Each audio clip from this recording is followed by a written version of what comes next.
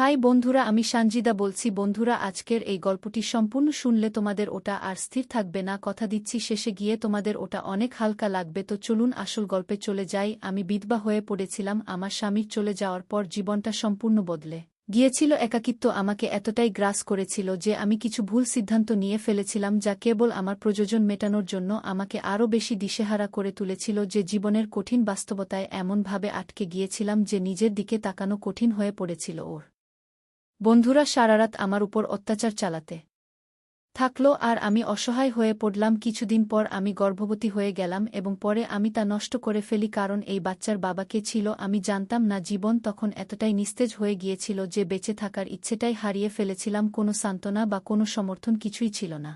কেবল মনে হচ্ছিল এই জীবনটা শেষ করে দিতে হবে। তাই আমি বরফে জমে থাকা নদীতে ঝাঁপ দিয়েছিলাম। যখন জ্ঞান ফিরে পেলাম, দেখলাম যে এক অচেনা ব্যক্তি আমাকে উদ্ধার করেছে। সে আমাকে নিয়ে তীরে উঠিয়েছিল। ঠান্ডায় জমে যাওয়া আমার শরীরটাকে গরম করার চেষ্টা করছিল সে। আমাকে তার গাড়িতে তুলে নিয়ে গিয়ে আমার ভেজা কাপড় খুলে দিল এবং তার শরীরের তাপে আমাকে গরম রাখার চেষ্টা করছিল, যাতে করে আমি তাড়াতাড়ি সুস্থ হয়ে উঠি। সেই দুর্বল মুহূর্তে আমাকে জড়িয়ে ধরে তাপ দিয়ে বাঁচিয়ে রেখেছিল। বন্ধুরা, এমন আরও গল্প শুনতে চ্যানেলটি সাবস্ক্রাইব করুন।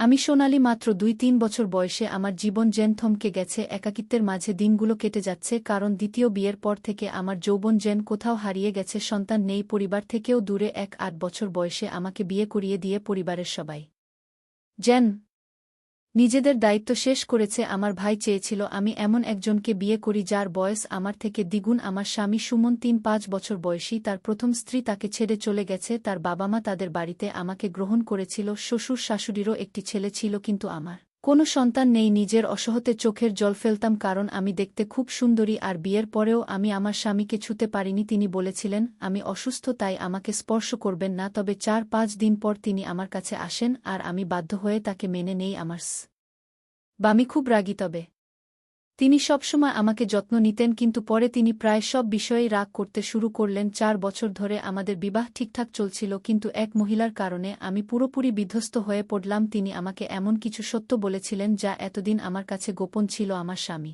আমাকে বিয়ে করেছিলেন, কিন্তু এখন আমার ভাইয়ের কারণে আমি আমার মায়ের বাড়িতেও যেতে পারি না। আমার শাশুড়ি আমাকে কে বাড়িতে না আসার নির্দেশ দিয়েছিলেন। হঠাৎ এক সকালে আমার স্বামী ঘুম থেকে উঠতে পারলেন না। ডাক্তার আসার পর জানা গেল আগের রাতে তিনি হার্ট যাটাকে মারা গেছেন। তিনি যেই হোক না কেন, তিনি আমার স্বামী ছিলেন। এখন আমি সম্পূর্ণ একা হয়ে গেছি। একাকী রাতগুলো যেন দীর্ঘ হতে শুরু করল। প্রতিদিন রাতে মনে হতো তিনি যেন আমার দিকে এগিয়ে আসছেন, আর আমার যৌবন যেন আমাকে নিঃসঙ্গতা এবং কষ্টের সঙ্গে গ্রাস করছে। আমি পুরোপুরি একা হয়ে গিয়েছিলাম। ভাবতে থাকলাম কিভাবে আমি এই জীবন কাটাবো। শাশুড়ি আমাকে উপহাস করতেন। তিনি বলতেন, তোমার স্বামী চলে যাওয়ার পর তুমি এখানে থাকো কেন? চলে যাও মা, আমরা তোমার দায়িত্ব নিতে পারবো না। প্রতিদিনই তিনি আমাকে অপমান করতেন। বলতেন, যখন তুমি তোমার স্বামীকে হারিয়েছ, এখানে থেকে কি করবে?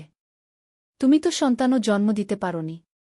তোমার এখানে কোনো অধিকার নেই। শাশুড়ির এই অবমাননা আমার জীবনকে অসহনীয় করে তুলেছিল, কিন্তু আমার জন্য আরও দুঃখ লেখা ছিল। একদিন তিনি আমাকে ঠেলে দিয়েছিলেন। আমি আমার ভাইয়ের কাছে ফিরে এলাম, কিন্তু আমার ভাই এবং তার বউ আমাকে সাফ জানিয়ে দিলেন, তুমি তোমার শ্বশুরবাড়িতে ফিরে যাও, আমরা তোমার দায়িত্ব নিতে পারবো না। আমি বললাম, ভাই, তারা আমাকে ঘর থেকে বের করে দিয়েছে। আমি এখন কোথায় যাব, কি করব? তুমি যদি আমাদের দায়িত্ব নিতে না পারো, তবে এখন আমি কি করব? আমি তোমার বোন, আর এই পৃথিবীতে আমার আর কেউ নেই। আমি তাকে বললাম, তুমি আমার হাতে কিছু টাকা রাখো আর নিজের জন্য কিছু ব্যবস্থা করো, বললেন তিনি। আমি বুঝলাম আমার কোনো উপায় নেই, কেউ আমাকে রাখতে চায় না। আমার জীবন এমনভাবে ভেঙে পড়েছিল যে আমি রাস্তায় ঘোরাঘুরি করতে লাগলাম। এমন সময় এক ব্যক্তি আমাকে দেখলেন এবং জিজ্ঞেস করলেন, তুমি এত জিনিসপত্র নিয়ে এখানে ঘুরেছ কেন? আমি বললাম, স্যার, আমি কিছু কাজ খুঁজছি এবং আমার থাকার জায়গা নেই। তিনি বললেন, আমার সাথে আসুন, বাসা দেখভাল করতে পারেন। লোকটি প্রায় 2-6 বছরের হবে, তাই প্রথমে দ্বিধায় ছিলাম, তবে তার সাথে যাওয়ার সিদ্ধান্ত নিলাম। তিনি আমাকে তার বাসায় নিয়ে গিয়ে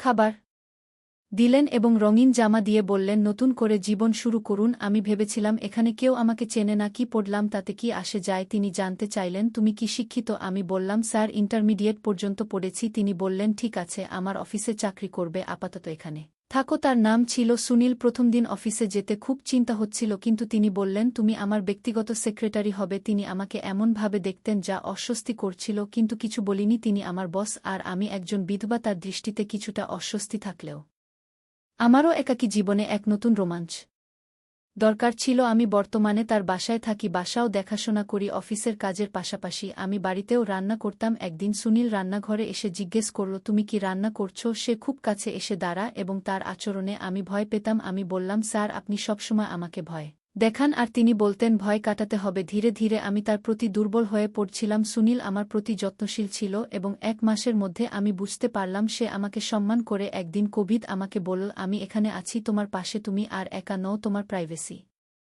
চাইলে সেটা তুমি পাবে। তার কথায় বিভ্রান্ত হলেও আমি তাকে হ্যাঁ বলা শুরু করি। তার প্রতি আমার ভালোবাসা দিন দিন বেড়ে চলছিল। একদিন বললাম, সুনীল তুমি আমাকে খারাপ সময়ে সমর্থন করেছ, আমি তোমার কৃতজ্ঞতা প্রকাশ করতে পারছি না। একদিন প্রবল বৃষ্টি শুরু হলো, বজ্রপাতের আলো, সবকিছু সাদা হয়ে গেল। বৃষ্টির ফোঁটা আমার শরীর ভিজিয়ে দিল। হারিয়ে থাকতে থাকতে আমি ভাবতে লাগলাম কতটা একা আমি স্বামীকে হারিয়ে দাঁড়িয়ে। হঠাৎ সুনীল তার গাড়ি থামিয়ে আমার কাছে এসে দাঁড়ালো। আমার ভেজা শরীর দেখে বলল, তুমি খুব সুন্দর, আমি তোমার জন্য পাগল। সাদা শাড়িতে তোমাকে ভালো লাগছিল না, তাই তোমাকে রঙিন শাড়ি দিলাম। সুনীল আমাকে জড়িয়ে ধরল আর আমার শরীরের শীতল একটা অনুভূতি আসতে লাগল। সেই মুহূর্তে আমরা দুজন একে অপরের খুব কাছে এলাম। সুনীল বলল, আমি অনেকদিন ধরে তোমাকে চাচ্ছি, এই দূরত্ব আজ মিটে যাক। আমি সুনীলকে সত্যিই ভালোবাসতাম, তাই সেদিন আমি আর তাকে কিছু বলিনি। আমি জানতাম না যে আমি আমার জীবনে আরও কিছু ভুল করতে যাচ্ছি, যা আমার জীবনকে আরও দুর্বিষহ করে তুলবে। আমার একাকিত্বে একজন সাপোর্ট প্রয়োজন ছিল, যে আমার ভালোমন্দ সবকিছুতেই পাশে থাকবে। সেই রাতে আমি সুনীলকে গভীরভাবে ভালোবাসলাম এবং মনে হলো আমার জীবন যেন আবার নতুন করে শুরু হচ্ছে। আমি সুনীলকে বিশ্বাস করতাম, কিন্তু বিয়ের প্রসঙ্গ এলে সে এড়িয়ে যেত। আমার আশা ছিল যে সুনীল একদিন আমাকে সমর্থন করবে, আমাকে বিয়ে করবে, কিন্তু আমার ধারণা ভুল ছিল। একদিন সুনীল তার কয়েকজন বন্ধুকে বাড়িতে নিয়ে এলো। সে আমাকে বলল, বন্ধুরা তোমার সাথে দেখা করতে চায়। আমি হাসি মুখে তাদের গ্রহণ করলাম, কিন্তু ওদের কথায় আমি চমকে উঠলাম। ওরা বলল, আজ আমরা একসাথে আনন্দ